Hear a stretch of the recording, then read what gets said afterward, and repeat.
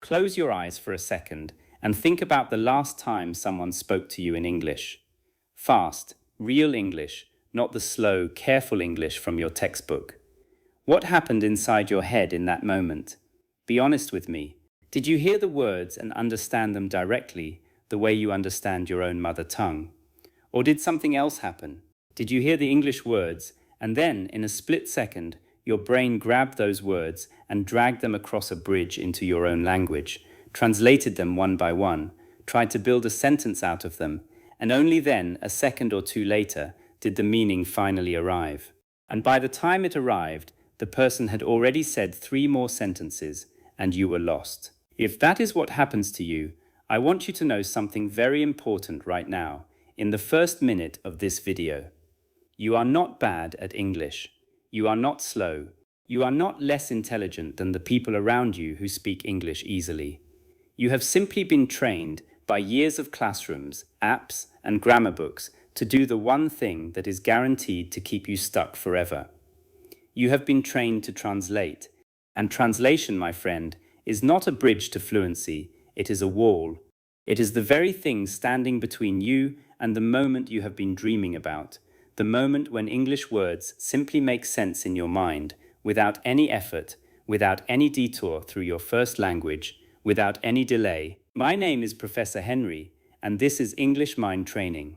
If you have ever sat in a conversation, nodding your head, smiling politely, while your brain worked overtime trying to translate every single word, this video was made for you.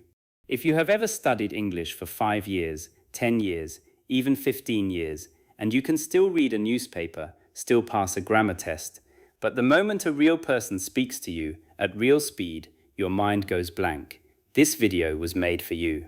If you have ever felt embarrassed, ashamed, even a little bit broken inside, because you know the grammar rules better than most native speakers, yet you freeze the second you need to actually open your mouth and speak, this video, every single word of it, was made for you. Today, we are not going to learn another grammar rule. We are not going to memorize another list of vocabulary words. Today, I am going to show you why your brain has been working against you this entire time, and more importantly, I am going to show you exactly how to fix it. We are going to talk about listening, real listening, the kind of listening that quietly, patiently, day after day, rewires the way your brain processes English until one day, without you even noticing the exact moment it happened, you simply understand. No translation, no delay, no struggle. Just understanding, the same way it happens in your first language. Stay with me until the end of this video, because in the final chapter, I am going to give you a 30-day plan, a simple, practical, doable plan that you can start today, this very day, to begin training your brain the right way. But before we get there, we need to understand something deeper. We need to understand why translation feels so natural to you, why it feels like the safe choice, and why, despite feeling safe, it is quietly destroying your chances of ever speaking English with confidence and ease. Let's begin. Why translation is killing your English.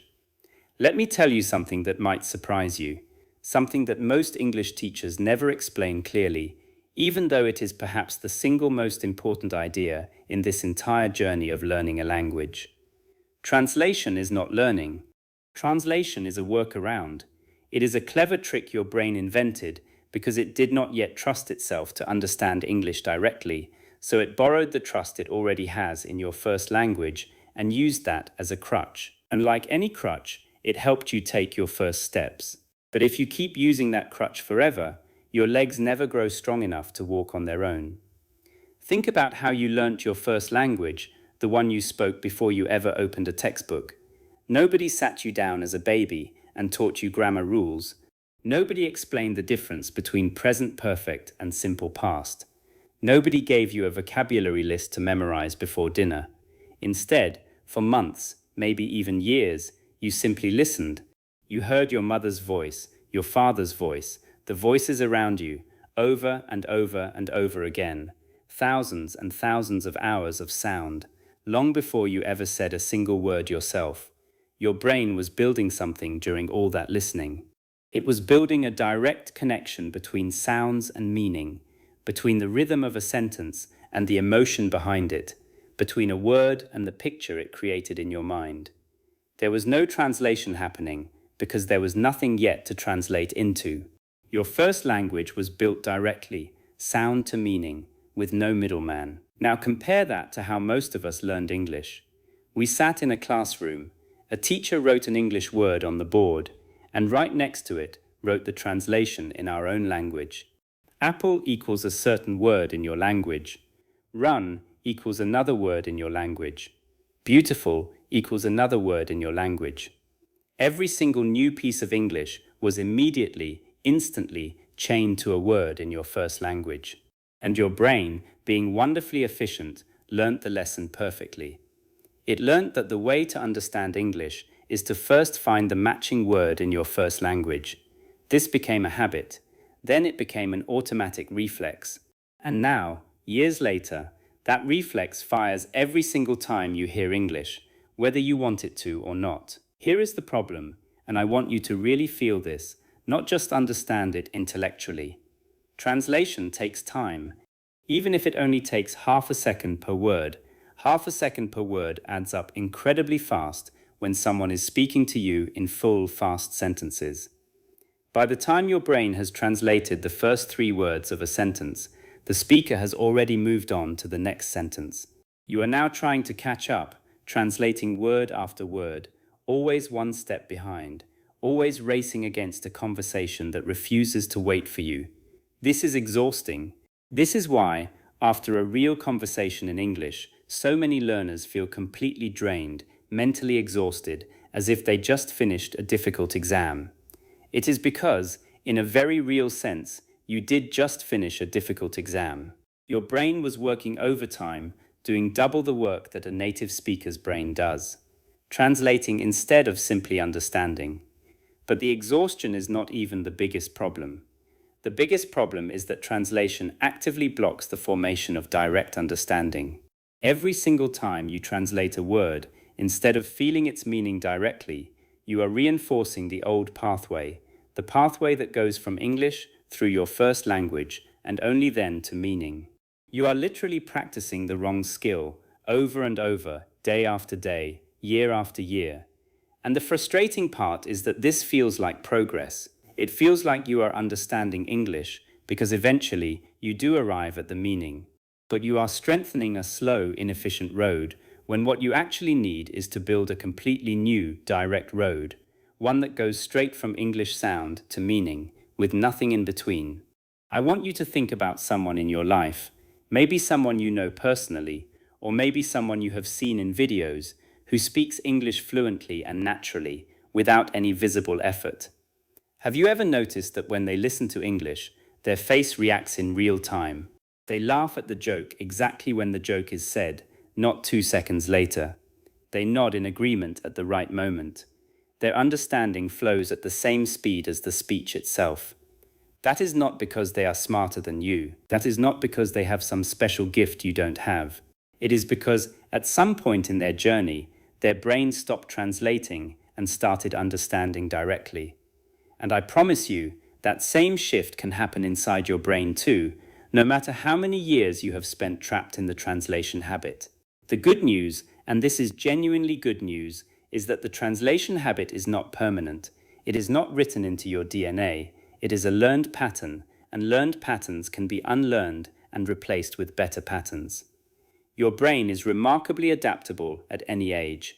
Neuroscience has shown again and again that the brain continues to reorganize itself, continues to build new connections, continues to strengthen new pathways throughout our entire lives.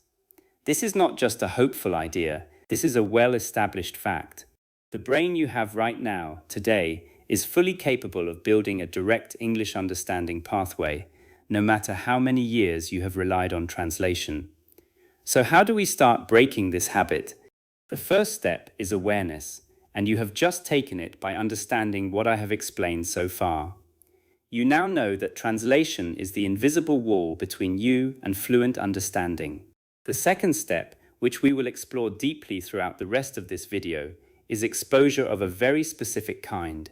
Exposure that gently forces your brain to stop reaching for translation and start reaching for direct meaning instead.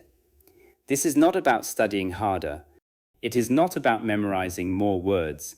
It is about changing the very method your brain uses to process English. And that change begins, more than anywhere else, with listening. How your brain actually learns a language. Let's go a little deeper now, because I want you to truly understand what is happening inside your head when you learn a language, not just accept it as a vague idea. When you understand the mechanism, the solution stops feeling like a mysterious trick and starts feeling like simple common sense. And things that feel like common sense are far easier to actually follow through on, day after day. Your brain learns language through a process built on patterns and repetition, not through conscious rule memorization. This might sound strange if you grew up learning English through grammar books, because grammar books teach you the opposite approach. They give you a rule first, and then ask you to apply that rule to examples. But that is not how the human brain naturally acquires language. The natural process works in the opposite direction. First, the brain absorbs enormous amounts of real language input, real sentences, real sounds, real patterns, without any explanation of the underlying rules. Then, after enough exposure, the brain quietly, unconsciously extracts the patterns on its own. Nobody explained to you as a child that adjectives usually come before nouns in English, or that certain verbs are irregular. You simply heard thousands of sentences where this pattern appeared, and your brain, almost like a very powerful pattern recognition machine, figured out the rule by itself, without you ever being aware that any rule existed.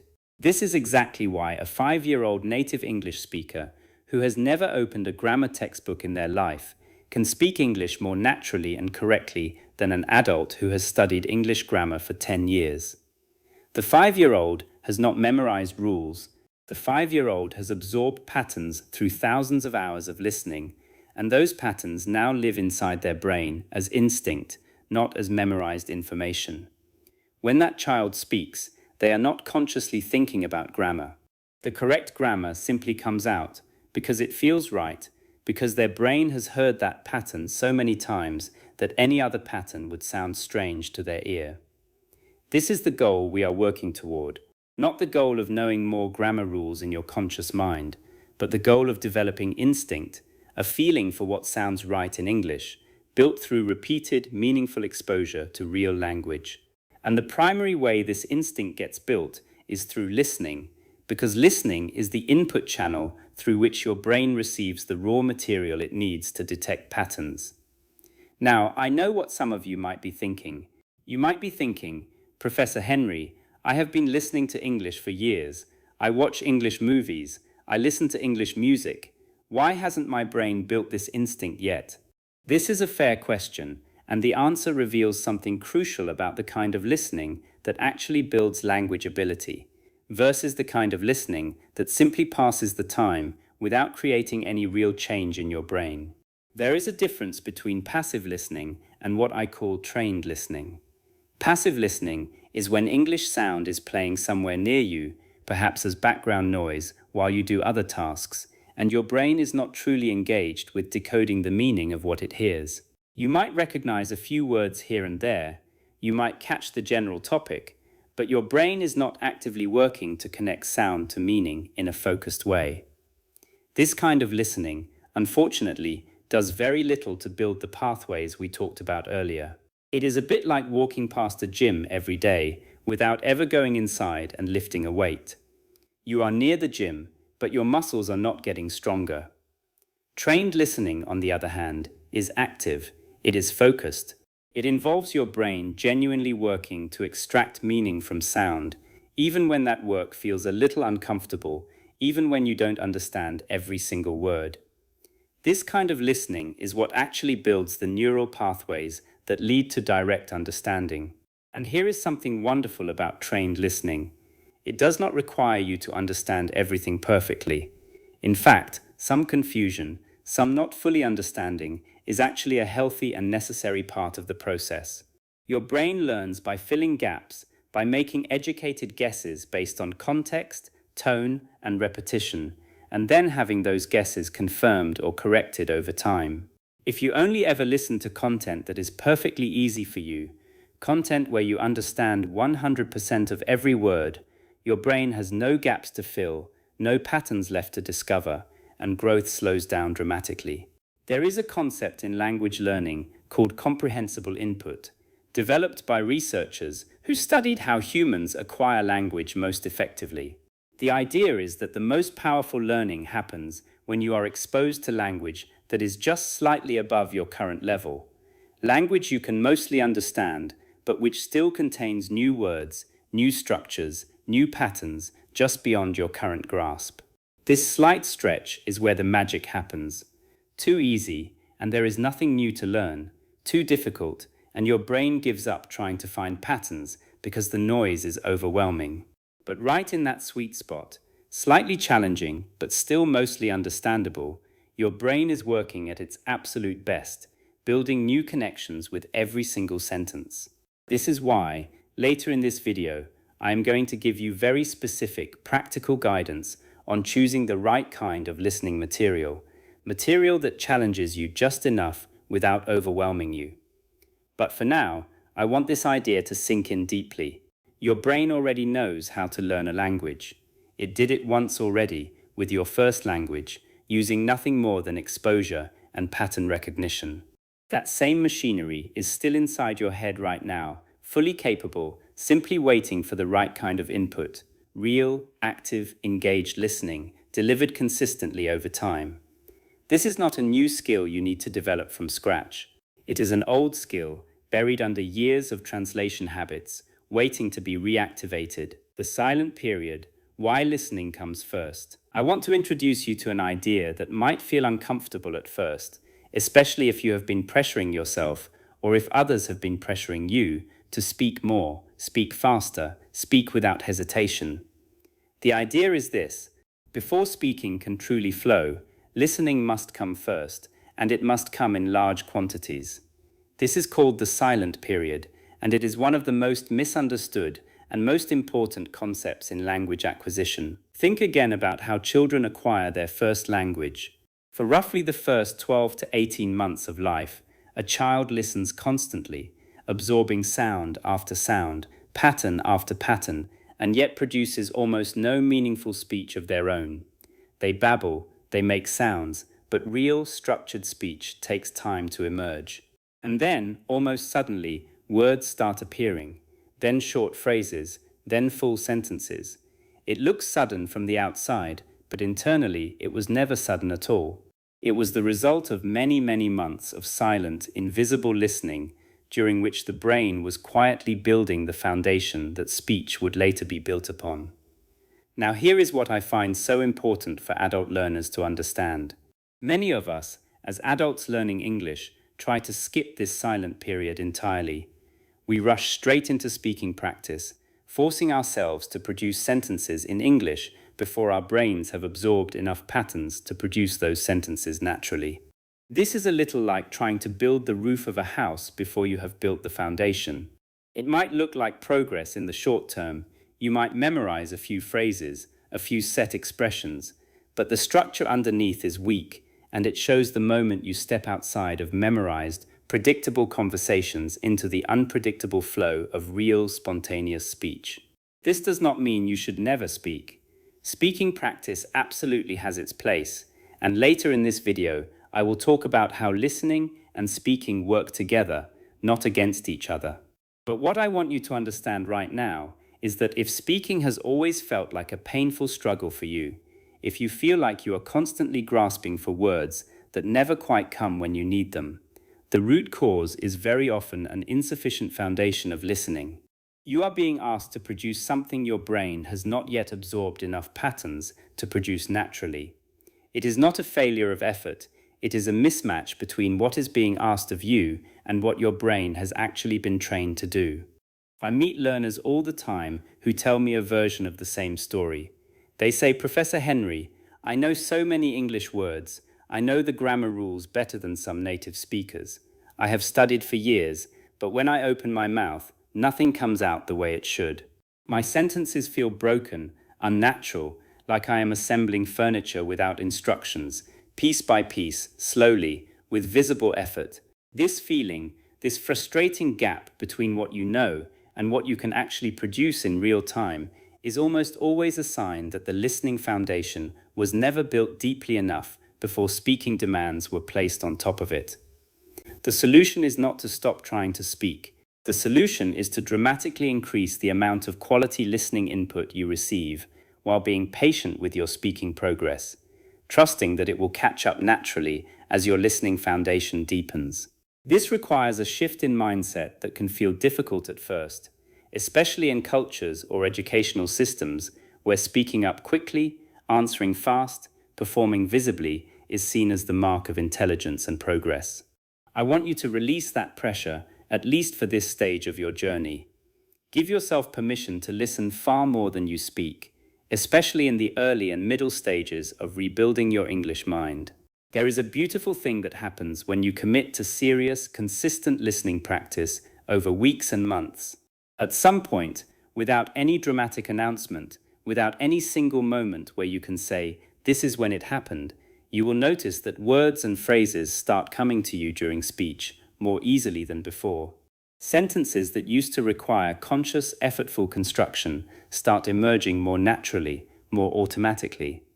This is the silent period paying off. This is the foundation built quietly through listening, finally showing itself through easier, more natural speech. I also want to address something important here, because I know some of you are thinking about your specific situation. Perhaps you need to speak English for work, for exams, for daily survival in an English-speaking environment, and you cannot simply disappear into months of pure listening with no speaking at all.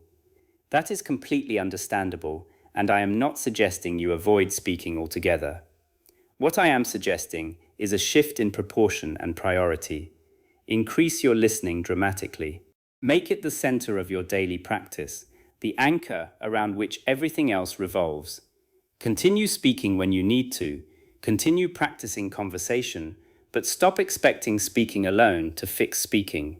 Speaking improves most reliably as a downstream result of deep, consistent listening, not as an isolated skill you can force into existence through sheer repetition of speaking drills alone.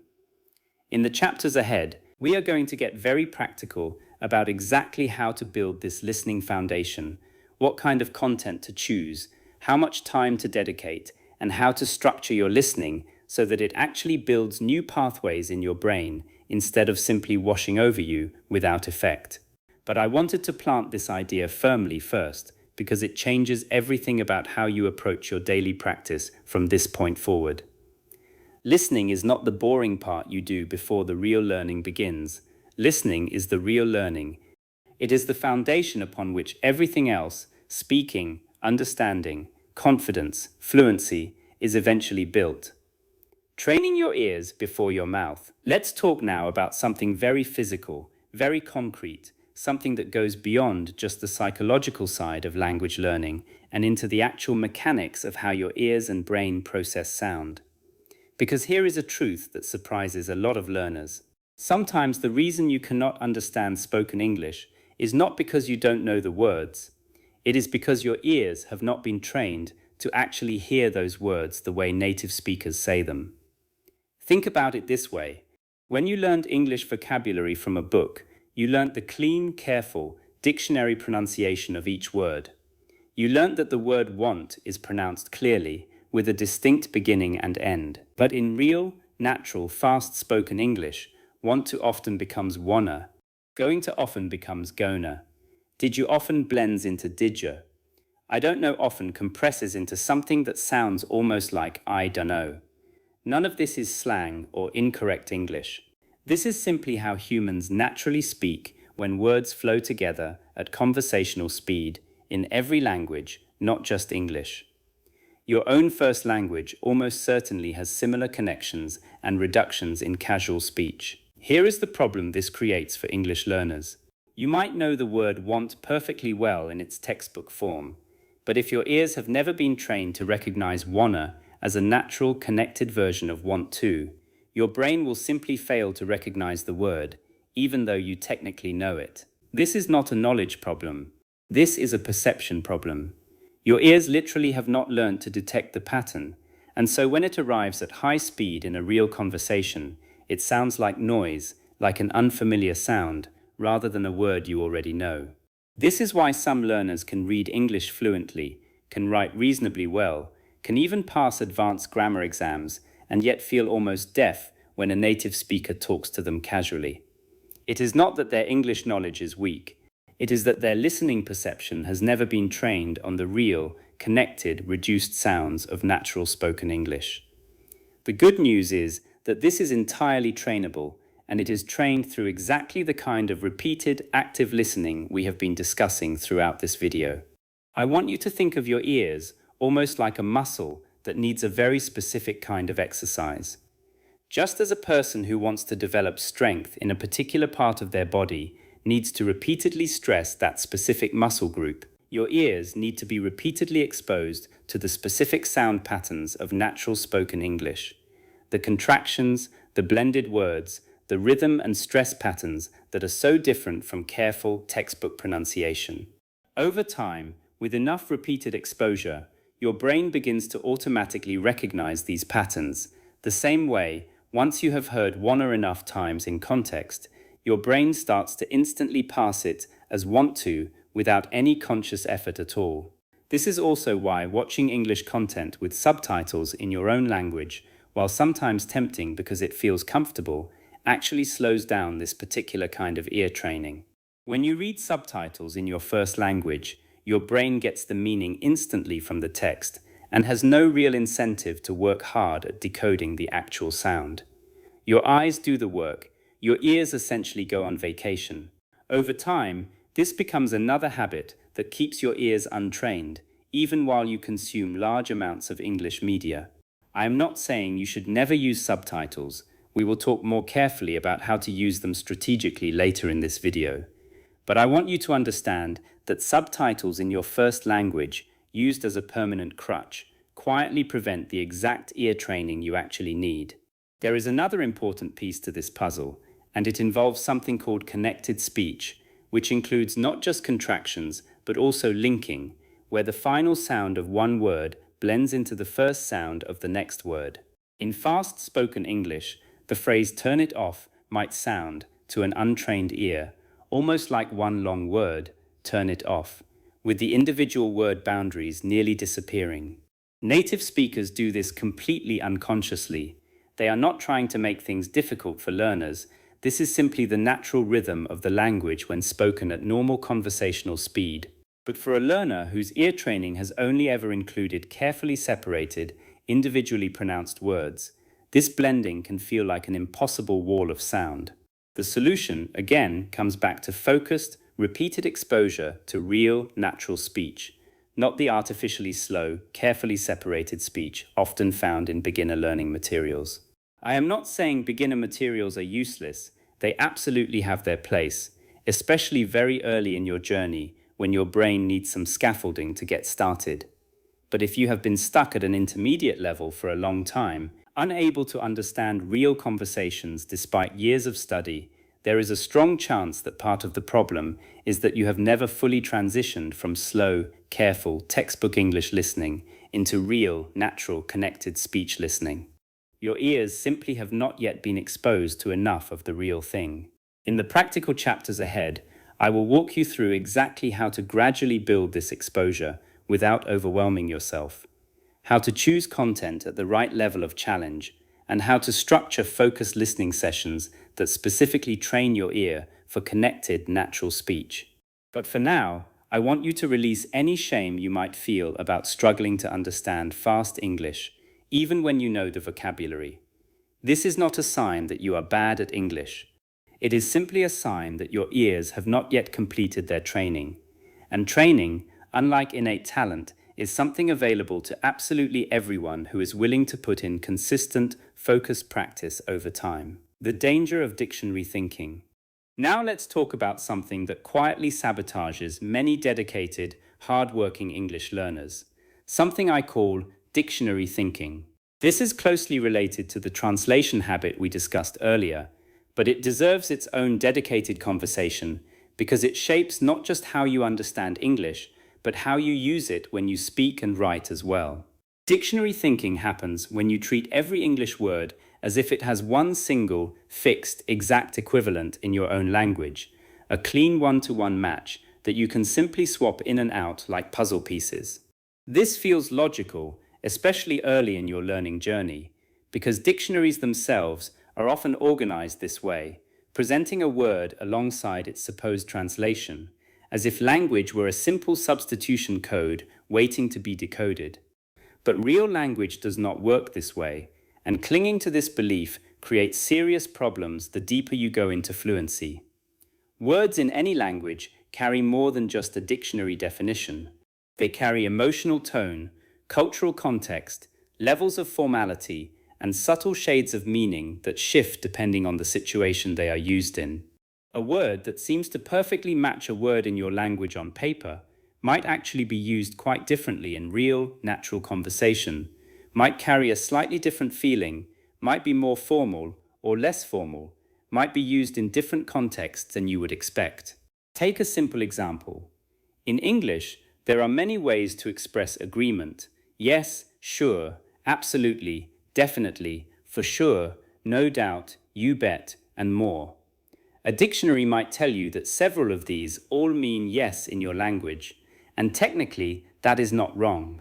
But each of these expressions carries a slightly different tone, a different level of enthusiasm, a different level of formality. Sure can sound a little casual, almost slightly reluctant in certain contexts, while absolutely sounds enthusiastic and confident. If you rely purely on dictionary thinking, treating all of these as simply interchangeable equals of yes in your language, you miss the rich texture of meaning that native speakers instinctively feel and use appropriately without even consciously thinking about it. This is exactly why direct, extensive listening is so much more powerful than dictionary study for developing real fluency. When you hear these words used again and again in real context, in real conversations, with real emotional tone attached to them, your brain begins to absorb not just the definition of the word, but the feeling of the word, the situations where it fits naturally, the situations where it would sound strange or out of place. This kind of understanding simply cannot be captured in a dictionary entry, no matter how detailed that entry might be. It can only be absorbed through repeated, contextual exposure, which is precisely what focused listening provides. Dictionary thinking also creates a particular kind of anxiety that many learners struggle with, the anxiety of needing to know the exact word before you can express yourself. If you believe that every thought in your head has one single correct English word waiting to be found, then not knowing that exact word can feel like a complete blockage, a wall you cannot get past. This is why some learners freeze completely in conversation, not because they lack general English ability, but because they are searching desperately for one specific word, unwilling to work around it, unwilling to describe the idea using different, perhaps simpler words they already know confidently.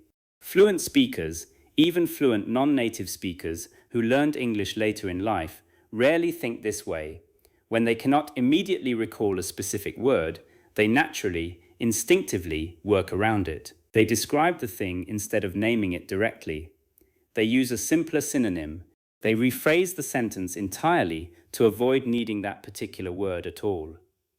This flexibility, this willingness to bend and adapt rather than freeze, comes from a mental model of English as a flexible, living system of meaning, not a rigid code with one single correct answer for every thought.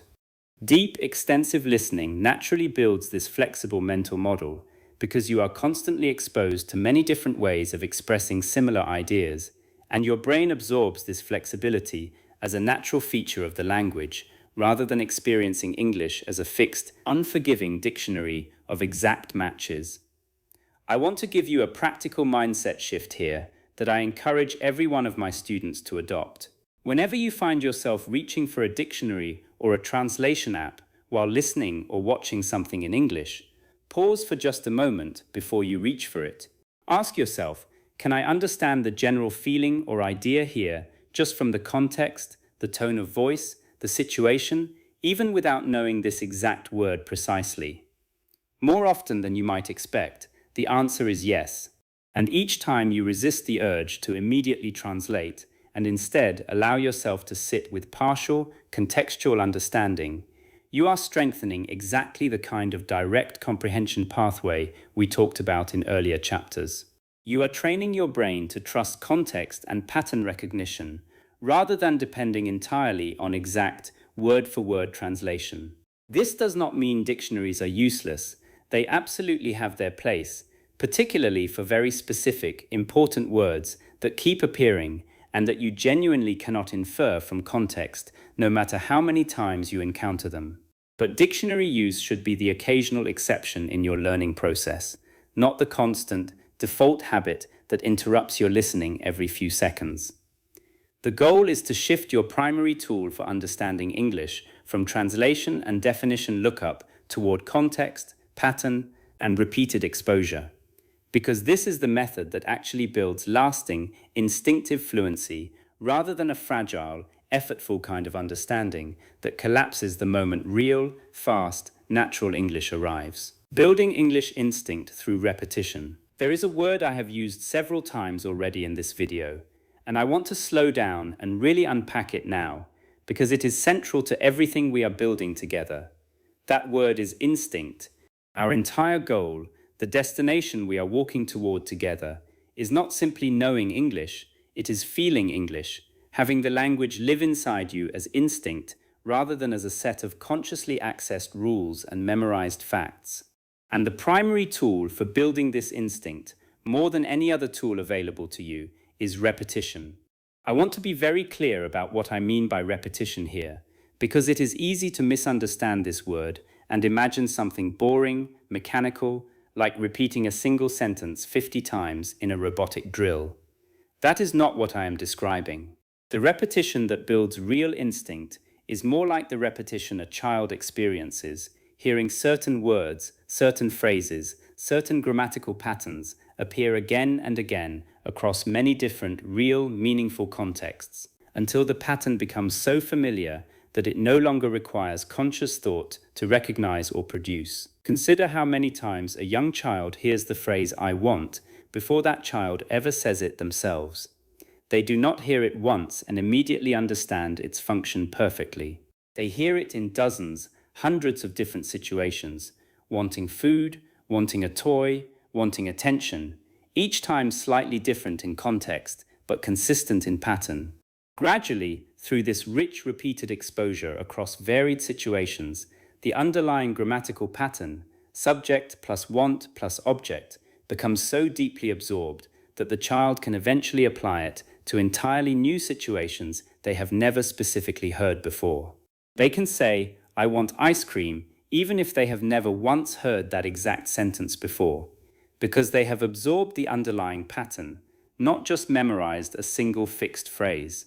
This is exactly the kind of repetition we want to recreate for you as an adult learner, not robotic, mechanical repetition of identical sentences, but rich, varied repetition of the same underlying patterns appearing across many different real contexts. This is precisely why watching or listening to a wide variety of English content, different speakers, different topics, different situations, is so much more powerful than repeatedly studying a single textbook dialogue until you have it memorized. The variety is not a distraction from learning. The variety is the learning. It is through this variety that your brain identifies the true underlying pattern, separate from any single specific example. There is a particularly powerful technique I want to share with you here, one that many successful language learners have used, sometimes without even fully realizing why it worked so well. This technique involves choosing a smaller amount of content, perhaps a single video, a single podcast episode, a single short scene from a show, and listening to it not just once, but multiple times across several days, rather than constantly consuming new content and never returning to anything. On the first listen, you might only catch the general topic and a few scattered words. On the second listen, perhaps a day later, more details start to emerge, the specific words become clearer, the overall structure becomes more visible. By the third, fourth, or fifth listen, you may find yourself understanding the content almost completely, And something remarkable often happens around this point. You begin to predict what comes next before it is even said, because the pattern has become so familiar to your brain. This technique works because it gives your brain repeated exposure to the exact same rich natural language multiple times without the artificial slowness of studying language broken apart into isolated grammar points. Each repetition strengthens the neural pathway a little further until eventually recognition becomes automatic, instant, effortless. This is fundamentally different from the kind of one-time exposure most learners default to, watching a video once, understanding perhaps 60% of it, and then moving immediately to entirely new content without ever returning to solidify what was almost understood. I want to address a concern some of you might have right now, which is boredom. Doesn't listening to the same content repeatedly become tedious, unpleasant, something that makes you want to quit? This is a fair concern, and the answer lies in choosing your repeated content carefully. Choose something you genuinely find interesting, something with an engaging story, an interesting topic, content you would enjoy even in your own language. When the content itself is genuinely engaging, repetition feels less like a chore and more like revisiting a favorite song, where each listen reveals new details you had not noticed before. This is very different from the tedious repetition of a boring textbook drill, precisely because genuine interest keeps your brain actively engaged rather than passively enduring the repetition simply to check a box. I also want to mention something about the role of physical, embodied repetition alongside purely mental listening. Some learners find it helpful, once they have listened to a piece of content multiple times and understand it well, to shadow it, meaning to listen and simultaneously speak along with the audio, matching the rhythm, the stress, the intonation as closely as possible. This is not the primary focus of this video, since our central theme today is listening rather than speaking. But I mention it here because it represents a natural extension of the repetition principle, taking the patterns you have absorbed through listening and beginning to physically produce them yourself, reinforcing the connection between comprehension and production even further. The core lesson of this chapter is simple, even if its implications run deep. Instinct is not built through a single moment of understanding, no matter how clear that moment felt. Instinct is built through the accumulated weight of many repetitions, spread across time, applied to content that is genuinely engaging enough to sustain your attention and motivation. Trust this process even when progress feels invisible day to day, because the changes happening inside your brain during this repetition are real, even when they are too gradual to notice in the moment, revealing themselves only when you look back weeks or months later and realize how much easier understanding has become. How to listen without translating. Practical techniques. We have spent several chapters now building the theoretical foundation, understanding why translation holds you back, how your brain naturally learns language, why listening must come before speaking, why your ears need specific training, and why repetition builds lasting instinct. Now I want to get very practical with you. I want to give you real, concrete techniques you can start using in your very next listening session, techniques designed specifically to break the translation habit and build direct understanding instead. The first technique I want to teach you is what I call context-first listening. Before you press play on any piece of English content, take just a few seconds to look at the title, the thumbnail, any visual clues available to you about what the content is likely to be about. This primes your brain with expectations, activating relevant vocabulary and concepts in your mind before the actual listening even begins. When you already have a general sense of the topic, your brain has less work to do identifying context from scratch and more capacity available to focus on actually processing the sounds and words themselves. This is very different from translation because you are using context and prediction, exactly the tools native speakers use naturally, rather than reaching for a dictionary. The second technique is the pause and guess method. As you listen, if you encounter a word or phrase you don't fully understand, resist the immediate urge to pause and look it up. Instead, allow yourself to keep listening, making your best guess about the meaning based on the surrounding context, the tone of voice, the situation being described. Continue listening for at least another 10 or 15 seconds before you even consider stopping to check a definition. Very often, by the time those 15 seconds have passed, the meaning has become clear from context anyway, without any need for a dictionary at all. This trains your brain to tolerate ambiguity, to trust context, exactly the skill that separates confident listeners from anxious ones. The third technique involves what I call layered listening, and this connects directly to the repetition principle we discussed in the previous chapter. On your first listen through a piece of content, give yourself full permission to not understand everything. Your only goal on this first pass is to catch the general topic and overall emotional tone. Do not pause, do not translate. Simply let the sound wash over you, catching whatever you naturally catch, without any pressure for complete understanding. On a second listen, perhaps the same day or the next day, listen again with a slightly more focused goal, trying to catch specific details, specific words, specific phrases that stood out. By a third listen, you can allow yourself to check unfamiliar words if needed, but even then, try to primarily use an English-to-English dictionary rather than a translation into your own language, if your level allows for this. This layered approach mirrors natural language acquisition far more closely than a single, effortful, translation-heavy listening session ever could. The fourth technique is choosing appropriately challenging content, which connects to the comprehensible input idea I introduced earlier. If you understand nearly 100% of what you are listening to without any effort, the content is likely too easy to meaningfully build new pathways in your brain. If you understand less than 50%, the content is likely too difficult, and your brain may simply give up trying to find patterns amid what feels like overwhelming noise.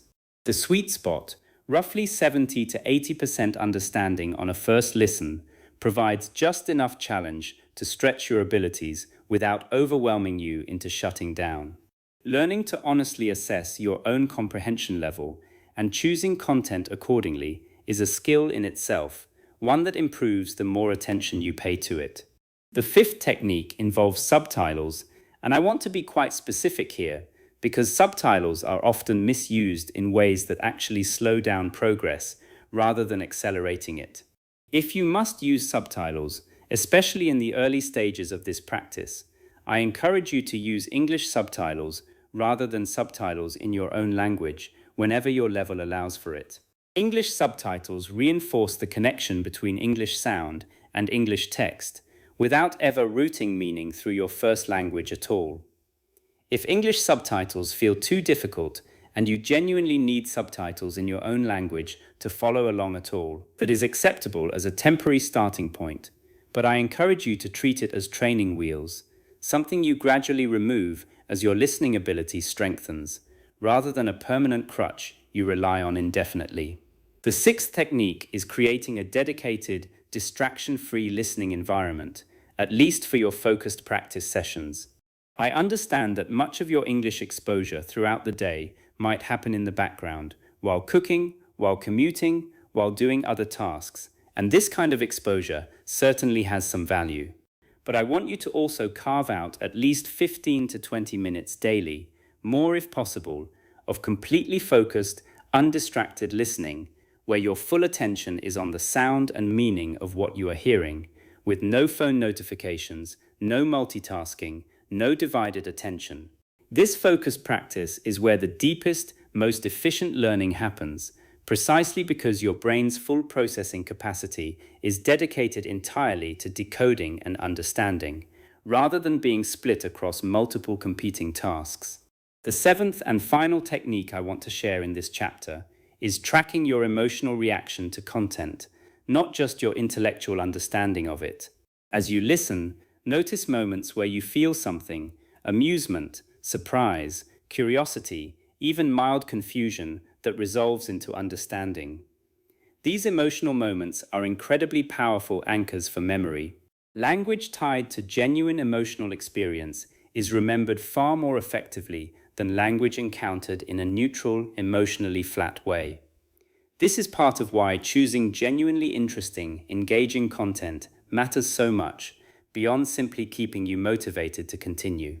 The emotional engagement itself is doing real cognitive work, helping cement new patterns more deeply into your long-term memory than dry, emotionally neutral material ever could.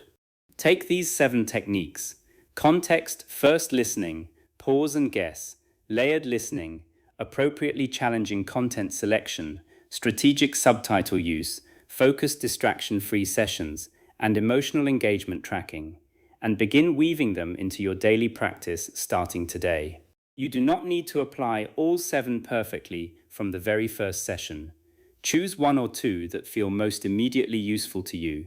Practice them consistently for a week or 2, and then gradually layer in the others as they start to feel natural. Real change comes not from perfect execution of every technique simultaneously, but from consistent, patient application over time, exactly the kind of consistency we will talk about more directly in the chapters ahead. Overcoming the fear of speaking. I want to pause our discussion of listening techniques for a moment and address something emotional, something that sits underneath so much of the struggle many of you face, and that is fear. Specifically, the fear of speaking English, the fear of making mistakes, the fear of being judged, the fear of sounding foolish in front of others.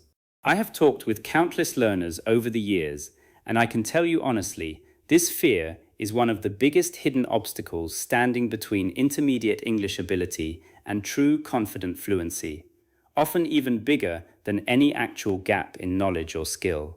Here is something I want you to sit with for a moment.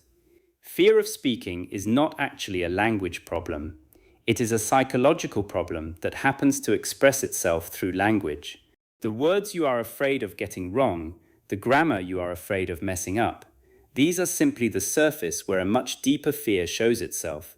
The fear of judgment, the fear of not being good enough, the fear of embarrassment in front of others. This is why some learners with genuinely strong English knowledge still freeze completely in real conversations, while other learners with more limited vocabulary and shakier grammar speak confidently, cheerfully, without much visible anxiety at all. The difference is very rarely pure language ability. The difference is almost always the relationship each person has with the fear of making mistakes. Let me tell you something that I believe with my whole heart, something I want you to genuinely absorb, not just read past quickly. Making mistakes while speaking English is not evidence of failure. It is evidence of participation.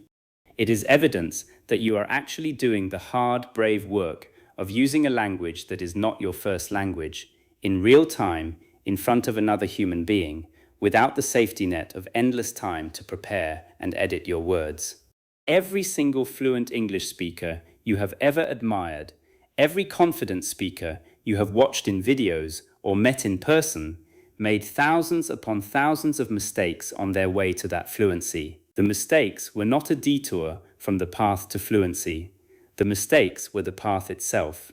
I want you to consider how differently we treat children making mistakes in their first language compared to how adults often treat themselves when making mistakes in a second language. When a young child says an incorrect sentence, mixing up verb tenses, using the wrong word, nobody in the room laughs at them cruelly. Nobody assumes they are unintelligent. Nobody stops trusting their judgment because of a grammar error. The mistake is simply seen as a natural, expected, even charming part of the learning process. Yet somehow, as adults learning a second language, we often hold ourselves to an impossibly harsh standard, treating our own mistakes as evidence of some deep personal failing, rather than as the same natural, expected part of the learning process we would happily forgive in a child. Part of overcoming this fear involves consciously, deliberately changing the story you tell yourself about what a mistake means. Instead of thinking, "I made a mistake," "This proves I am bad at English," try shifting the internal story to, "I made a mistake. This is exactly what learning looks like. This mistake is showing me precisely what to focus on next." This is not simply positive thinking for its own sake. This shift in perspective has real practical consequences for your learning, because fear and anxiety, when chronically activated, actually impair the brain's ability to access language it already knows. Under stress, the parts of your brain responsible for language retrieval become less efficient, which is precisely why so many learners report knowing a word perfectly well in a calm, low-pressure moment, only to have that same word completely disappear from memory the instant they feel nervous in a real conversation. Reducing fear is not just emotionally kinder to yourself, it is practically, measurably beneficial for actual language performance. Now, how does this connect back to our central theme of listening in this video? I want you to notice something important. As your listening ability deepens, as the direct understanding pathway we have been discussing throughout this video grows stronger, something happens naturally to your confidence as well. When you understand more of what is being said to you in a conversation, you feel less lost, less anxious, less overwhelmed. Much of the fear around speaking actually stems from the fear of not understanding the response, the fear of asking a question and then being completely unable to follow the answer that comes back. As listening comprehension improves through the methods we have discussed, this particular source of anxiety naturally diminishes because you begin to trust, correctly, that you will be able to follow along even if the conversation moves in unexpected directions. I also want to gently encourage you to seek out low-pressure speaking environments as you continue building your listening foundation. Environments where mistakes genuinely do not matter, where the goal is simply comfortable, low-stakes practice rather than performance or evaluation. This might mean speaking with language exchange partners who are also learners themselves and understand the struggle intimately, or speaking with patient, encouraging native speakers who have explicitly signaled they welcome imperfect English and are not silently judging every error. It might even mean speaking alone, out loud, to yourself, describing your day, your thoughts, your surroundings, simply to build comfort with the physical act of producing English sounds without any social pressure attached at all. The fear of speaking will likely never disappear completely, and I want to be honest with you about that, rather than promising an unrealistic fantasy of total fearlessness. Even highly experienced, fluent speakers sometimes feel a flutter of nervousness in high-stakes speaking situations, a job interview, a presentation, an important conversation. But fear that is manageable, fear that does not completely paralyze you, fear you can act alongside rather than being controlled by. This is absolutely achievable, and it becomes dramatically more achievable as your listening foundation deepens and your overall relationship with the English language shifts from one of anxious struggle toward one of growing, earned confidence.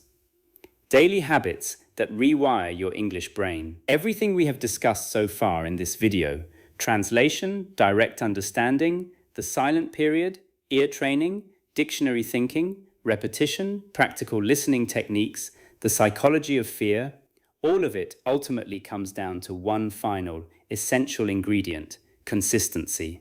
None of these ideas will transform your English ability if they remain simply interesting concepts you understood once and then forgot about a week later. Real change happens through daily habits, small, repeated actions that accumulate quietly over time until, one day, you look back and realize just how far you have come. I want to talk with you honestly about why consistency is so much more powerful than intensity when it comes to language learning. Many learners approach English study the way they might approach a short-term project, with bursts of intense effort, perhaps studying for several hours on a weekend, followed by days or even weeks of little to no practice at all. This approach feels productive in the moment, and I understand the appeal, but it works against the way your brain actually builds lasting neural pathways.